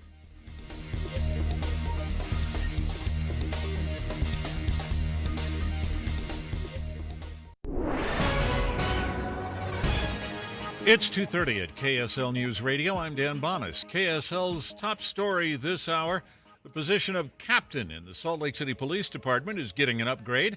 KSL News Radio's Tammy Kikuchi reports current captains will have to apply for the new job. Captains are going away and are being replaced by commanders. It's unknown how many commanders there will be. The 7 current captains are encouraged to apply. Those who aren't chosen or don't want to apply will lose their jobs. The commanders will take on all duties of captains with increased accountability and efficiency with a nod to innovation. The position will be appointed and needs approval by the mayor. It was this week when the captains were informed about the reorganization that's ongoing. Our top national story this hour from ABC News. Chevron has announced it's moving its company headquarters from San Ramon, California to Houston, Texas. That's upsetting to business leaders in the Bay Area who say California's leadership needs to ask itself why a big company like Chevron thinks it's better off in another state. Your money at this moment, the Dow Jones average closed trading today down 610 points, the NASDAQ down 417, the S&P 500 down 100 points. Our KSL weather, maybe we'll lose some of this wildfire smoke out of the valley in the next couple of days. That's next. KSL News Time, 2:31. We hope you have the right app on your phone for news. You probably have dozens. But the KSL News Radio app, well, it makes our live stream super easy. Plus, our talk shows are right there as podcast for your workday. That's the app for KSL News Radio. A secure retirement just doesn't happen by accident. When that day comes, what's most important to you? Are you sure to have more money than month? What about unexpected medical costs? Do you want to leave something to the kids or the grandkids? I'm Jeff Jr. from Trajan Wealth, and I want you to know we specialize in these questions and can help make your retirement dream a reality with some of the highest guarantees in the business. Imagine getting up to a guaranteed 12% growth on your retirement income and up to a 30% bonus up front just for opening an account. If you have funds sitting idle in an old 401k or IRA, consider guaranteeing it to secure the peace of mind you deserve. Don't leave your financial security to chance. Take advantage of the highest guarantees I've seen in my career. Call Trajan today at 801-899-7600. That's 801-899-7600. Or visit us online at TrajanWealth.com. Annuity guarantees are based on the claims-paying ability of the issuing insurance company. Couple of quick questions. How long have you been dealing with arthritis pain? And how much have you been giving up in your life because of it? Have you tried steroids or even surgery only to find that you have different pain on the other side of it? Look, it's time for you to try something different. There are exciting new cellular therapies out there that can give you some lasting relief, and QC Kinetics is now helping patients like you every day with advanced regenerative medicine that accelerates your own body's healing properties and revitalizes your joints so that you can move again and do the things that you enjoy doing with your family. QC Kinetics medical professionals have arrived in Mill Creek, Provo, and Bountiful, and they are ready to help deliver that relief and get you your life back. The future of medicine is now. Call this number. See if they can help you with a free consultation. 385-766-1987. Call QC Kinetics, 385-766-1987. It's 385-766-1987. Traffic and weather together brought to you by Sinclair's DinoPay app. Save up to 20 cents per gallon. Here's Ricky Meese. Well, I did find that rollover accident. The good news is it is not going to be impacting traffic at all. But exit 131, this is between the quarry and the area, the chain-up area. This is on the westbound side of I-80. Exit 131 is closed. while crews continue to work on getting that rollover cleared out of the way. We also have the final cleanup of an accident in Davis County southbound I-15 near 650 North in Clearfield on the right. This is the place, Heritage Park. The place to learn, explore, and enjoy Utah history. Perfect for weddings, reunions, birthdays, celebrations of life, and more. Planned today at thisistheplace.org. Ricky Meese in the KSL Traffic Center. Look for smoky sunshine with a high around 101 today, then tomorrow 102, 99 on Sunday, and we could see some of the smoke thin out during the weekend. 99 degrees and sunny right now. I'm Dan Bomas from the KSL Common Spirit Health Studios. Listen online at kslnewsradio.com, for Utah's news, traffic, and weather station. Inside Sources. Inside Sources. America's voice of reason. Boyd Matheson on Utah's home for elevated conversation. Inside Sources on KSL News Radio. Well, it is a Friday, and we are thrilled to have back joining us in studio today Joseph Grenny, of course, co-author of Crucial Conversations, founder of the Other Side Academy, the Other Side Village. And Joseph, as always, thanks for coming back and having the crucial conversation with us. And today it's even a better conversation because you actually brought donuts from the Other Side Donut. Give us the update. Last time you joined us, we talked about how fast it was growing and just the momentum. Give us a sense of where are we now? They've been killing it, selling out every day, 2 hours before close time. So I had to literally ask them to set these aside to bring them into your team. And we just handed them out to Deseret News and KSL TV and KSL Radio. And it's nice to spread happiness. That is like the ultimate in happiness today. And every conversation is better with a donut in hand, especially if it's an Other Side donut for sure. Well, that's great. Well, let's dive on in. If you're just joining us over the last several weeks during the course of the summer, we often talk about how do we have the elevated conversation. Now we're getting into the practical tacticals of how do you actually do that, whether it's around your kitchen table, whether it's in your community, or conversations we need to have as a country. And so, Joseph, give us a quick recap first for our listeners who are just picking up on things, and then we'll dive into some of the new territory. Yeah, I mean, the basic concept here is that there are some conversations that shape our lives. They shape our careers, and we call those crucial conversations. They're conversations where you come into it feeling that the issue is really high stakes for you. You also come into it expecting the other person to disagree with you, and you come into it with a lot of emotion, not always healthy emotion. And so those three conditions turn this from casual to crucial. And it's really even less about the topic. It isn't just about which way the toilet paper hangs in the house. It's about how those conditions affect my emotions, and that's what we're going to address today. How do we deal with that component of a crucial conversation so the emotions don't take us into a ditch? Yeah, and it is the ditch. It's steering clear of the ditch, staying on the road and on the path, and in the conversation is a big part of it. Because a lot of times when we allow those emotions to really drive and dominate, we end up either shutting down, disconnecting, running away, or getting into the worst behavior of dominating. Yeah, that's exactly right. Perfect example of that. I think as we were doing some of our original research, I was watching an interaction once between a doctor and a nurse. The doctor had just come in and was hoping to deal with a couple of patients, and the nurse said, "Hey, would you please go discharge the patient in room 220? And the doctor said, "No, I've got to get to my daughter's music assembly." He said, "Just tell him that something came up, and I'll come back later." She says, "Well, I already told him that you were going to check him out." The doctor went berserk. He said, "You did what?" And she said, "I thought it would just take a minute." He said, "Where did you learn to think? Certainly not some 2-year nursing school, that's for sure." And there's the moment. Yeah. So he's now shown up in this aggressive, awful way. And I'm telling you, this was a decent guy in his normal life. But all of us have a Jekyll and Hyde thing that goes on in these moments. Yeah. And this was his. And so we spent a lot of time trying to study what happens to our emotions in those moments. Mm-hmm. If you'd asked that doctor what he wanted, what he probably would have told you was, "I want to take good care of patients, I want to be a decent human being," but he just behaved in exactly the opposite way he needed to. Mm-hmm. What you and I tend to do in those moments is we tell ourselves stories. We tell 3 kinds of stories that amp up our emotions. Number 1, we tell ourselves a victim story. Whatever is happening, we make ourselves out to be an innocent sufferer. So this doctor in this situation, for example, probably is telling himself that she completely set me up to look badly here. I'm a decent human being. Now I'm going to be the bad guy in this, but I'm innocent. I'm not doing anything bad here. The second thing you've got to do if you want to behave badly and feel good about it, if you want to destroy a relationship but feel completely morally okay about it, is you have to make the other person out to be a villain.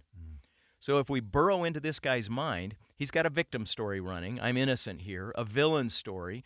She's insensitive. She's rude. She doesn't care about my needs. And then finally, you have to tell yourself a helpless story. The helpless story justifies you in behaving badly. If I don't raise my voice, if I don't make a scene about this, then she'll probably do it again. She's going to keep taking advantage of me, so I've got to pound the table, so I justify myself. Those three stories are what create our emotions. This anger he came up with was not because she told a patient that he would be right in to discharge them. They were because he told himself a story about what she did, a victim story, a villain story, and a helpless story. So those are the toxic part of this. And unless and until you and I become conscious of how we're telling ourselves stories and amping up our emotions, we'll have no emotional control in these conversations. Yeah, and we see that in so many places and spaces, from our marriages to how we interact with our children, to our children's teachers or people in the community. Politics is other level when it comes to a lot of those things in terms of victim and grievance and that helplessness, and it's us and them. All of those things that stir all the negative base emotions, as opposed to the elevated thinking that can lead you to the better conversation and the ultimate solution. Yeah, I've got a play-at-home version of the game for our audience here today if you want to participate at home.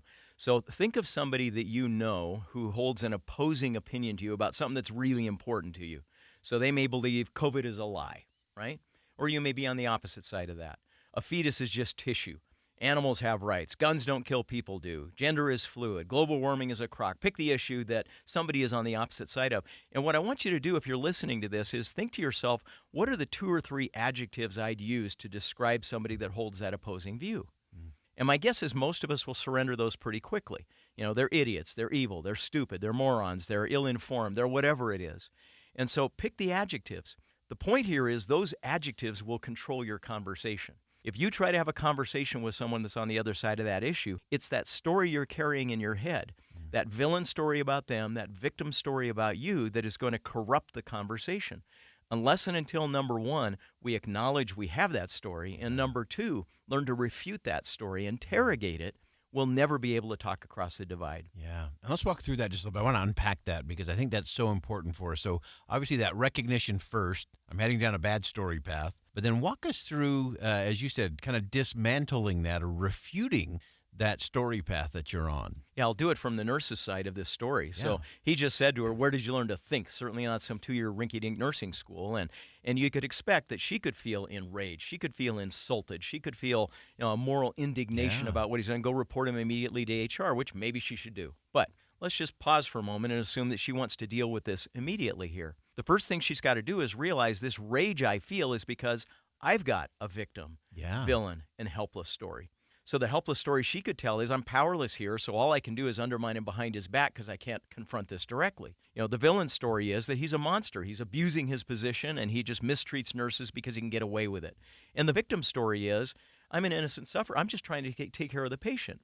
Well, the amazing thing was I watched this woman do something that is one of the most impressive moments in all of our research on crucial conversations. She started by saying, "Doctor, I apologize." And at first I thought, what does she have to apologize for? She said, I set you up to look bad. I made a commitment on your time with a patient without getting your consent, and I apologize. I'll never do that again. The doctor mumbled a kind of, okay, well, that's good, and started to walk away. And she said, but doctor, she said, there's something else I need to address. And he said, what? She said, I also want to talk to you about what just happened between us. She said, do you have a concern with my competence? And he said, no, I don't. And she said, well, what you just said made me believe that you might have concerns with my competence. You deserve competent nursing support, and if I have problems, I want you to be able to tell me. He said, no, I've never had concerns with your competence. And she said, then, doctor, I'd like to ask that you never address me that way again. He looked like a whooped puppy. Rather than this powerful despot, what he looked like was an apologetic, humbled human being. And he never treated her like that again. But what did she do? First, she had to step back off her story. She recognized she wasn't an innocent victim here completely. That doesn't justify his treatment of her. Right. But that she actually had played a role in inciting the circumstance, and she took responsibility for that. Second, in her mind, she made him out not to be a monster. She said the question she asked herself to change her story was, why would a reasonable, rational, decent person do what he's doing right now? She said immediately to her mind came circumstances where she had behaved inappropriately. She had been aggressive. And she said, and now she could see him as a human being, a flawed human being that needed to be addressed.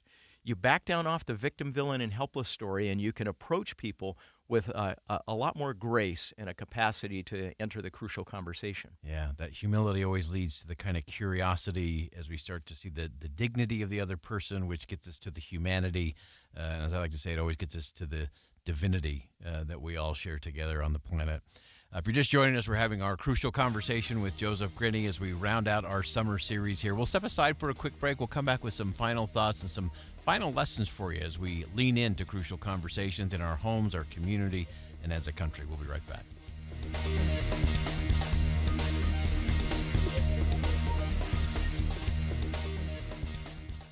Get in zone, AutoZone. Welcome to AutoZone. What are you working on today? Gotta change my oil. How about Valvoline Restore and Protect? It restores and protects your engine to run like new. Get in zone. It restores your engine to, like, factory clean? And protects. Get in zone. So Valvoline Restore and Protect restores and protects. Now you can get 5 quarts with an STP Extended Life Oil Filter for $37.99. Get in zone, AutoZone. Restrictions apply. The best things in life, they come in twos. 2 scoops of ice cream, 2 tacos. And now for a limited time, get our best deal of the year. Buy any phone when you switch to Consumer Cellular and get 2 months of service free. That's right, the same fast, reliable nationwide coverage as Big Wireless, now with 2 months free. Proof the best things in life really do come in twos. Visit consumercellular.com or call 1-888-FREEDOM. Second and third month of monthly base service fee waived for new customers with the purchase of a phone and activation by September 2nd, 2024. Taxes, fees, and third-party charges will apply. See website for additional details. Smiles are powerful. A simple smile can light up a whole room. And for 25 years, Smile Train has been lighting up the world with smiles. And each smile marks a step towards a brighter future. As the world's largest cleft lip and palate charity, Smile Train has supported more than 2 million life-changing cleft surgeries in over 90 countries, leaving a legacy of resilience, joy, and beaming smiles for generations of children.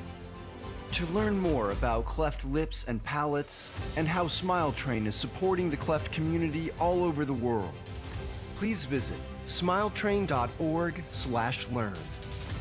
Smile Train, lighting up the world with smiles for 25 years. Hey, it's me, your liver. You know, the organ that helps you recover every weekend after pizza, donuts, and all those drinks. When you have a headache, you take an aspirin. You have a stomach ache, you pop an antacid. But where's the love for your best buddy, the liver? The least that you could do to help me stay healthy is take Active Liver from New Nordic. Active Liver tablets contain high-quality, all-natural ingredients like milk thistle, globe artichoke, and turmeric extracts, which are proven to keep me healthy and you feeling your best. Active Liver provides an easy daily detox and helps protect me all year long. So let me make you an offer you can't refuse.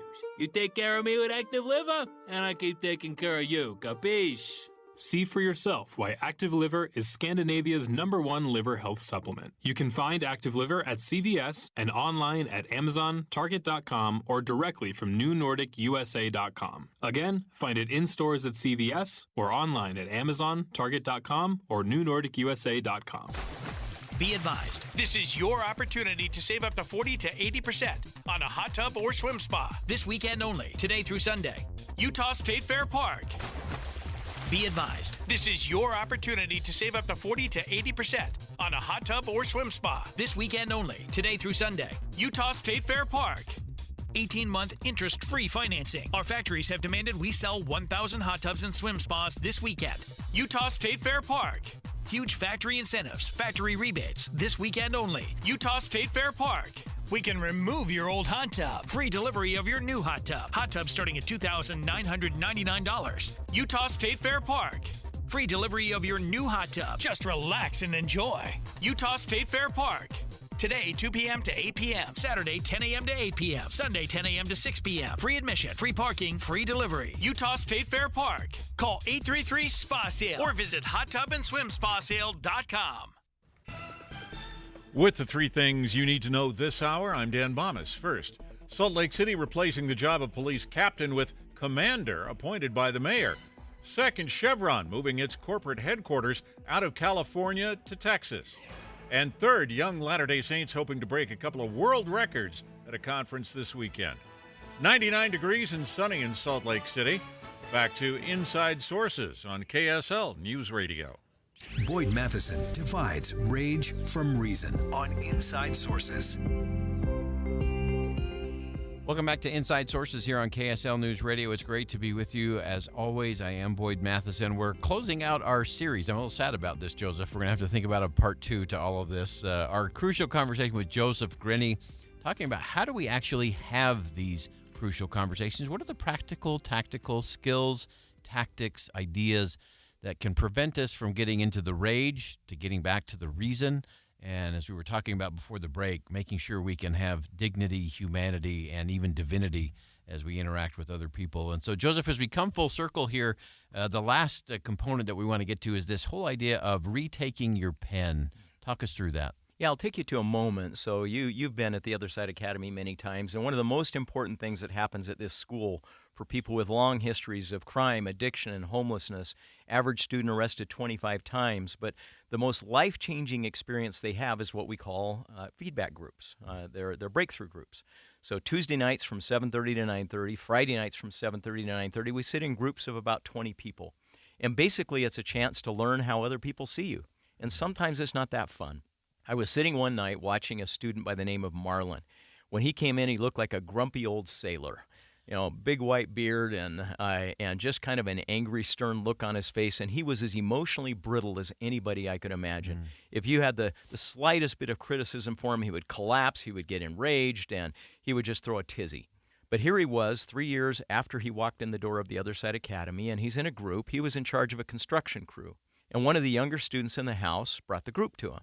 He said, "Marlon, you're a control freak." And Marlon turned and looked at him. And he said, "Marlon, you don't care about human beings at all. For you, it's all about who can pound more nails and getting the job done, but you don't seem to care about us one little bit. You're a control freak that doesn't want us to grow, doesn't want us to think, doesn't want us to..." He came at him pretty hard. This was a young student in the house that was frustrated because of his work experience with Marlon. The beauty of the Other Side Academy is nobody's protected by their position. You're going to have to listen to the feedback anywhere it comes from.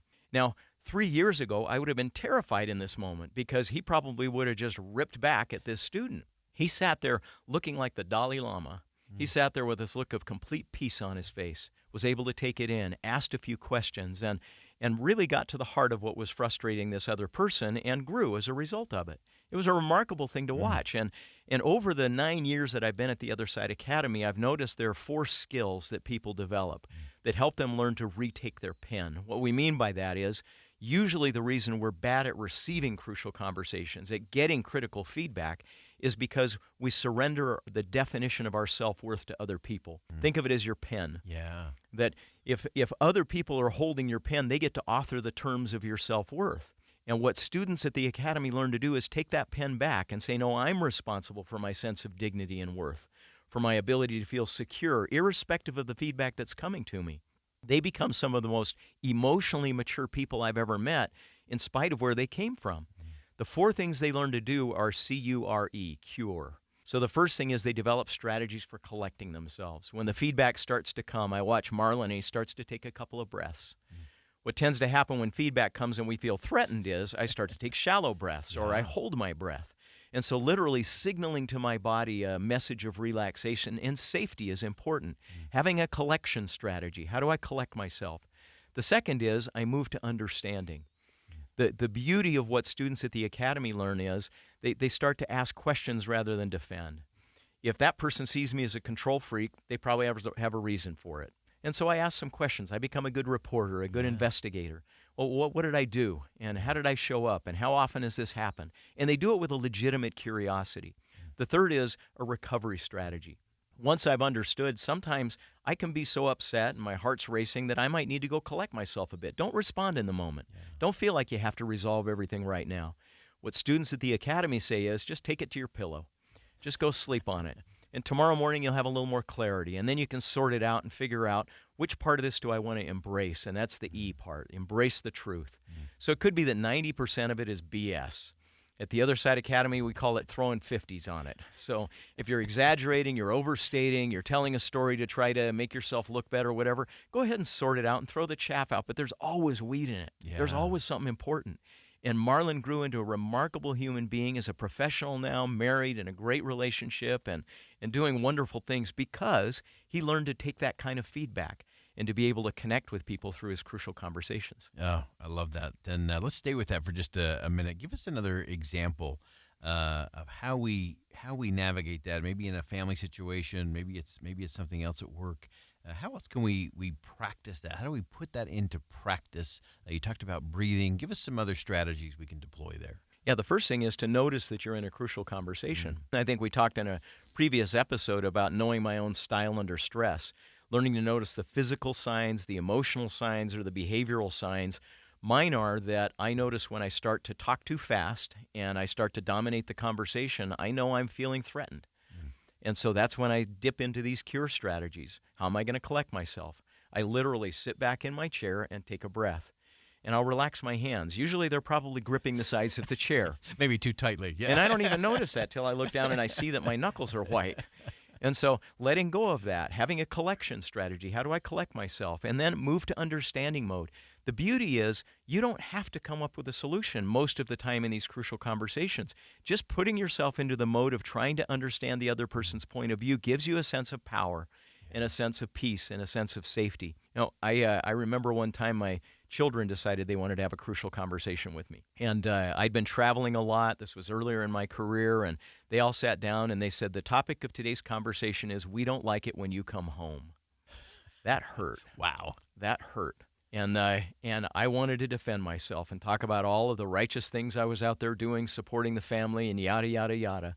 But you know what? They had feelings. They had a perspective. I collected myself. And trust me, I wanted to get defensive about it. But I looked in the eyes of all of these wonderful children and realized there was sincerity and there was real experience there. And so I asked them one after another. I went to understand mode. Yeah. You know, what have I been doing? And they talked about how mom has one set of rules, you have another set of rules. And we get used to hers, and you're gone most of the time, so it's her rules that rule. And then you come back, and it's just annoying. And I asked for examples of that, and they had examples. Some of them had written out pieces of paper. Yeah. they had prepared for this moment. And the awful thing, the awful truth was I realized they had over-prepared because they expected me to be the defensive guy I usually was. And so showing up differently in these moments begins by retaking your pen, by realizing their opinions don't define my worth. I still have worth and worthiness, divinity in me in spite of anything that anybody wants to think about me, but that doesn't mean I'm not flawed. Yeah. And I can listen. So good. So important. Well, as we round out the Crucial Conversation series, and again, we're going to have you back, so don't think for a minute you're getting away. Joseph Grady, give us one last thing to kind of go out on. And we're going to encourage everyone to go back through the podcast. They can go to Crucial Learning. We'll put that on our social media as well, so we can continue in this process.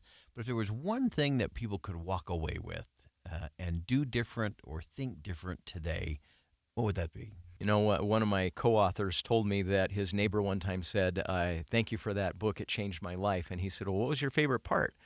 And the guy said, well, I actually haven't read it. And he said, well, oh, really? Then how did it change your life? And he said, well, it's just the title. And I think there's truth in that just realizing that these conversations are crucial, that they affect the quality and health of our relationships at work, at home, and in our community. And learning to just be attentive that getting a little bit better at these profoundly changes your life. I've gone from probably a C- to a B- in my crucial conversations. I still have bad days and bad moments, but moving from C- to B- has been transformational. The quality of my relationship with my wife, with my children, with colleagues at work is fundamentally different. And it's largely because I just recognize these moments have a disproportionate impact on everything, and they deserve my thoughtful attention. When you do badly at one, think about it afterwards. Pull the book out, review these podcasts, and ask yourself, what could I have done better? And then just work on one little thing. The goal is not perfection, it's progress. Yeah, and those moments do matter. They are crucial. And we have a lot of them in our individual lives. We have a lot that we need to get to as a country. Joseph Grenny, thanks for being our Jiminy Cricket and navigating us through all of this, as always, and for all the extraordinary work. If you haven't checked out the Other Side Academy, the Other Side Village, we have some big things coming up in the fall. We'll have Joseph back for. Check out the Other Side Donut, one of their newest social enterprises. All an extraordinary story, all transforming lives and really making history, changing history. People who were on a downward path or stuck in a cycle and are now just doing extraordinary things. So thank you for your work. Thanks for being a friend of the show. Likewise. Thank you. That's Joseph Grenny, and that wraps up our Fridays in the summer as we've been going through not just having those, but how do we have those crucial conversations? And it's up to each of us. It's up to all of us together to change the dynamic of those conversations so we get to the better result. Well, that wraps it up for us. Thanks for joining us on Inside Sources today here on KSL News Radio. I'm Boyd Matheson. And as always, as you go out into the world today and throughout your weekend, make sure you see something that inspires, say something that uplifts, and do something that makes a difference.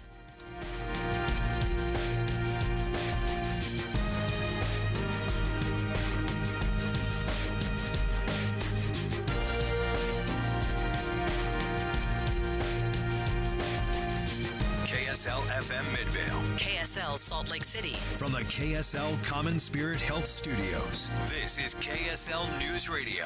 Utah's news, traffic, and weather station. Good afternoon. It's 3 o'clock at KSL News Radio. I'm Maria Shaleos, and today for Jeff Caplan, it's sunny in downtown